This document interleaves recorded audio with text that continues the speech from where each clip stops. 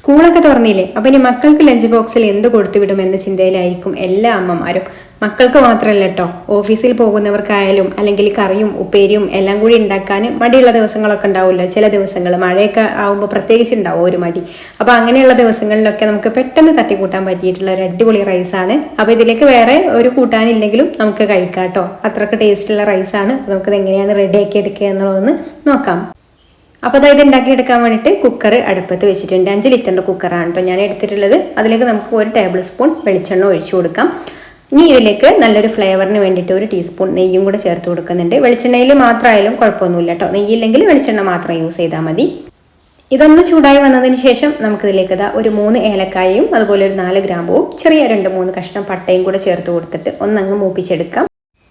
എന്നിട്ട് ഇതിലേക്ക് ചെറുതായിട്ട് അരിഞ്ഞിട്ടുള്ള സവാള ചേർത്ത് കൊടുക്കാം. ഞാനിവിടെ ഒരു സവാളയുടെ പകുതിയാണ് കേട്ടോ എടുത്തിട്ടുള്ളത്. വലിയ സവാളയാണെന്നുണ്ടെങ്കിൽ പകുതി എടുത്താൽ മതി, ചെറുതാണെന്നുണ്ടെങ്കിൽ മുഴുവൻ എടുക്കാം. ഞാൻ 2 കപ്പ് റൈസ് വെച്ചിട്ടാണ് ഈ ഒരു ചോറ് ഉണ്ടാക്കുന്നത്. അപ്പോൾ അതിലേക്ക് വേണ്ട അളവാണ് കേട്ടോ. അപ്പോൾ സവാളയൊക്കെ കുറച്ച് മതി. അപ്പോൾ അതൊന്ന് വഴറ്റി കൊടുക്കുക. പിന്നെ സവാള ഒരുപാട് അങ്ങ് വഴറ്റിയെടുക്കൊന്നും വേണ്ട, ഒന്നങ്ങ് ട്രാൻസ്പെറൻ്റ് ആയിട്ട് വന്നാൽ മതി. ഈ ഒരു സമയത്ത് നമുക്കിതിലേക്ക് ഒരു 1/2 ടീസ്പൂൺ ഇഞ്ചി വെളുത്തുള്ളി പേസ്റ്റും കൂടി ചേർത്ത് കൊടുത്തിട്ട് വഴറ്റി കൊടുക്കണം. ഇതിൻ്റെ പച്ചമണം ഒന്നങ്ങ് മാറി വന്നതിന് ശേഷം ഇതിലേക്ക് ഒരു 1/4 കപ്പ് ക്യാരറ്റ് ഇതുപോലെ ചെറുതായിട്ട് അരിഞ്ഞതും അതുപോലെ ഒരു പച്ചമുളക് നീളത്തിൽ കീറിയതും പിന്നെ ഫ്രോസൺ പീസ് ഉണ്ടെങ്കിൽ അതും ഒരു 1/4 കപ്പ് ചേർത്ത് കൊടുക്കാം കേട്ടോ. ഇല്ലെങ്കിൽ സ്കിപ്പ് ചെയ്യാം, ഉണ്ടെങ്കിൽ ചേർത്ത് കൊടുത്തിട്ട് വഴറ്റി കൊടുക്കണം. അതിൻ്റെ കൂടെ തന്നെ നമുക്കിതിലേക്ക് ആവശ്യമായിട്ടുള്ള ഉപ്പും കൂടി ചേർത്ത് കൊടുക്കാം. ഒരുപാട് സമയമൊന്നും വഴറ്റിയെടുക്കണ്ട കേട്ടോ, ജസ്റ്റ് ഒന്നങ്ങ് മിക്സ് ചെയ്ത് കൊടുത്താൽ മതി ഈ ഒരു എണ്ണയിൽ. കാരണം നമ്മളിതിന് റൈസിൻ്റെ കൂടെ വേവിക്കാൻ പോവുകയാണല്ലോ, അപ്പോൾ ഒരുപാട് വാട്ടിയെടുക്കേണ്ട ആവശ്യമില്ല. പിന്നെ ഇതിലേക്ക് ചെറുതായിട്ടൊരു കളറിന് വേണ്ടിയിട്ട് ഒരു 1/4 ടീസ്പൂൺ മഞ്ഞൾപ്പൊടിയും കൂടെ ചേർത്ത് കൊടുത്തിട്ട് ഒന്ന് നന്നായിട്ട് ഒന്ന് മിക്സ് ചെയ്ത് കൊടുത്തതിന് ശേഷം ഇതിലേക്ക് നമുക്ക് വെള്ളം ഒഴിച്ചു കൊടുക്കാം. അരിയുടെ ഇരട്ടി വെള്ളമാണ് കേട്ടോ ഒഴിച്ചു കൊടുക്കുന്നത്. അപ്പോൾ ഞാനിവിടെ 2 കപ്പ് അരിയാണ് എടുത്തിട്ടുള്ളത്. അതിലേക്ക് നമ്മൾ 4 കപ്പ് വെള്ളമാണ് കേട്ടോ ചേർത്ത് കൊടുക്കുന്നത്. വെള്ളം നന്നായിട്ട് തിളച്ച് വന്നതിന് ശേഷം ഇതിലേക്ക് കഴുകി ഊറ്റിയെടുത്തിട്ടുള്ള ഞാൻ കൈമ റൈസാണ് 2 കപ്പ് എടുത്തിട്ടുള്ളത്. അത് ചേർത്ത് കൊടുത്തിട്ട് മിക്സ് ചെയ്ത് കൊടുക്കാം. പിന്നെ നമ്മൾ അരി ഇട്ട് കൊടുക്കുന്നതിന് മുന്നേ ആയിട്ട് വെള്ളത്തിൽ ഉപ്പൊന്ന് ചെക്ക് ചെയ്ത് നോക്കണേ.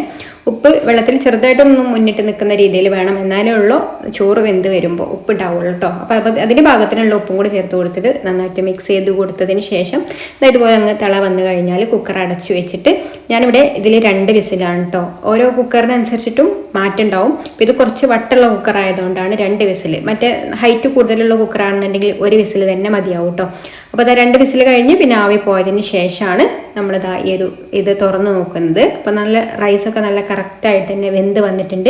ഇനി ഇതിലേക്ക് ലാസ്റ്റ് കുറച്ച് മല്ലിയില അരിഞ്ഞതും കൂടെ ചേർത്ത് കൊടുത്തിട്ട് മിക്സ് ചെയ്ത് കൊടുത്താൽ ഇതാ നമ്മുടെ അടിപൊളിയായിട്ടുള്ള റൈസ് റെഡിയായി. ഇപ്പോൾ കുസ്ക റൈസ് എന്നാണ് കേട്ടോ ഇതിന് പറയുന്നത്. അപ്പോൾ നിങ്ങൾ ഇതുപോലുള്ള റൈസൊക്കെ തയ്യാറാക്കി നോക്കിയിട്ടില്ലെങ്കിൽ ഒന്ന് തയ്യാറാക്കി നോക്കണേ. ഇഷ്ടമായിട്ടുണ്ടെങ്കിൽ ലൈക്ക് ചെയ്യാനും ഷെയർ ചെയ്യാനും ചാനൽ ഒന്ന് സബ്സ്ക്രൈബ് ചെയ്യാനും ഫേസ്ബുക്കിലാണ് കാണുന്നതെന്നുണ്ടെങ്കിൽ പേജ് ഒന്ന് ഫോളോ ചെയ്ത് സപ്പോർട്ട് ചെയ്യാനും കൂടി മറക്കരുത് കേട്ടോ. അപ്പോൾ ഇനി മറ്റൊരു നല്ല റെസിപ്പിയുമായിട്ട് അടുത്ത വീഡിയോയിൽ കാണാം. താങ്ക്